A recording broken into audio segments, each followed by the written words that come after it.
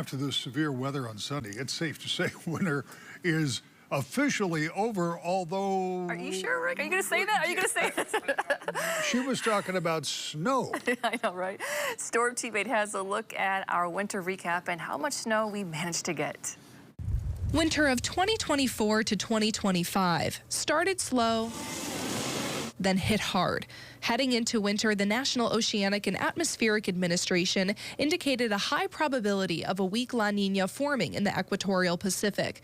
This typically brings a colder and wetter winter to the Great Lakes region, but it would take some time to show. We expect a slow start to snow in November. On the heels of an underwhelming winter in 2023-2024, with only 47.5 inches of snow, November started off warm and quiet. Storm Track Live showing the snow right now. On November 20th, the first snowflakes fell, followed by 2/10 of an inch of snow in Grand Rapids on the 21st. That light dusting was just the beginning. On November 29th, 9.2 inches of snow was measured at the airport, making it the heaviest single-day snowfall of the entire winter. We also expect one banner month, and it's looking likely that that's going to be arriving for us in December with a lot of snow. December started out with a bang. Thunder snow.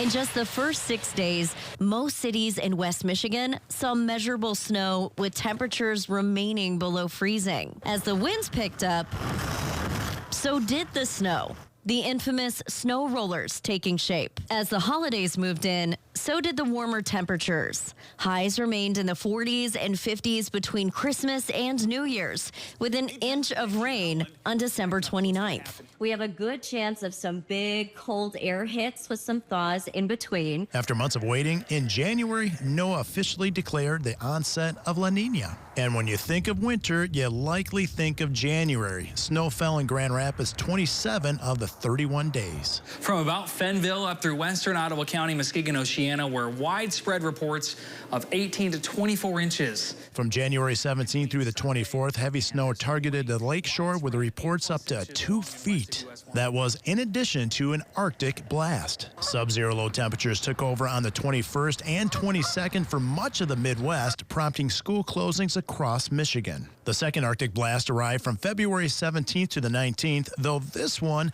was a bit more mild. Low temperatures stayed above zero, barely, as snow fell the first 19 of 20 days in February. Right now, the second half of winter is looking a little more uncertain. By the end of February, a pattern change. No measurable snow was recorded the last 7 days as high temperatures hit 50 degrees on February 28th, favoring a widespread melt.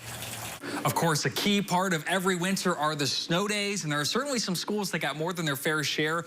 Oceana County schools saw 10 or more snow days this winter. There were several other districts, mainly in Van Buren County, even Hopkins and Allegan County, that picked up 8 or 9 snow days. Now, as you look at the 10 most populated school districts in West Michigan, they all saw at least 4, which is a pretty good winter. Grand Rapids Public picking up 5, Kalamazoo picking up 6, Hudsonville and Granville also picking up 6, along with Portage.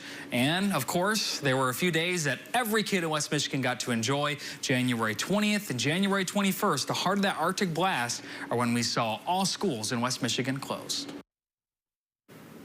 And that was Sarah Flynn, who joins us now from the Storm Teammate Tracking Center. It is spring, but we could see some snowflakes in the 8-day forecast. Is that right, Sarah? That is correct. I know Rick was talking about that. We're not expecting that snow to really stick, though. Our ground temperatures are just a little bit too warm. But as we round out the official end of winter, some pretty significant totals, especially in northern Michigan and the UP. Sault Ste. Marie, almost 200 inches. We've seen less than a third of that, 63.7 inches in Grand Rapids. Muskegon at the lakeshore, a little bit more, 76.2 inches. And further inland, Lansing, 37.7.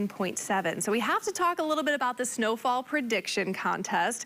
We mentioned this earlier on in the season, but over 2,550 guesses. 131 of those guesses, by the way, were pretty close, between about 60 and 70 inches.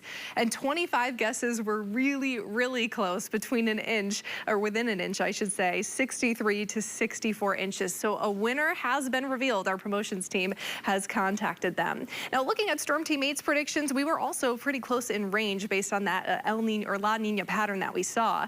59 inches was my guess. Scott winning at 65 inches. Matt, Ellen, and Blake coming in just a little little bit higher. So what can you expect from here on out? April is expected to have about equal chances of having above and below normal temperatures.